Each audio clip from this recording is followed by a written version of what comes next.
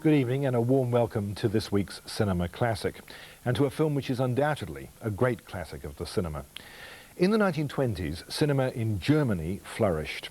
The films made, starting with the trailblazing The Cabinet of Dr. Caligari, were dark psychological dramas, films centering on tormented characters, characters we might perhaps now see as foreshadowing the period of Nazism.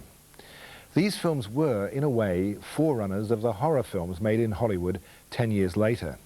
But the German films, produced by directors like Robert Wiener, Fritz Lang and F.W. Murnau, were genuine originals.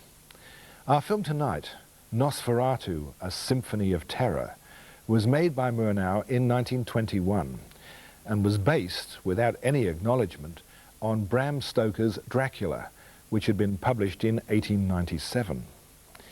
This eerie film follows the outline of Stoker's book quite faithfully. It begins with the journey of a newly married clerk, played by Gustav von Wangenheim, to Transylvania to complete some business with Count Orlok, alias Nosferatu, a character chillingly played by Max Schreck. Nosferatu is, of course, a vampire, and Schreck's memorable portrayal of the character paved the way for other screen vampires, Bela Lugosi, Christopher Lee, Klaus Kinski, and many more. Nosferatu is, of course, a silent film. It's also one of the most genuinely haunting movies in the history of cinema. Here it is, Murnau's Nosferatu, A Symphony of Terror. That was F.W. Murnau's Nosferatu, A Symphony of Terror, a magnificently chilling film made in 1921, released in 1922, and forerunner to the myriads of vampire films that followed it. Murnau was a most interesting figure. Born in 1888, he worked as assistant to the famous theatre director Max Reinhardt before entering films in 1919.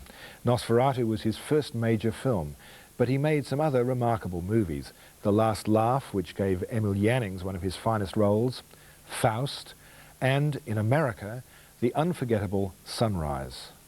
Murnau died tragically in 1931 in a car accident on the road between Los Angeles and Carmel in California.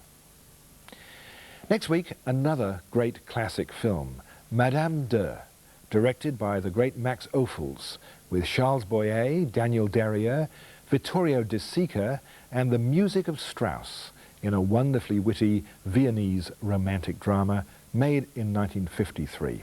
Madame de is our classic next week, and it's a great one. From me now, good evening.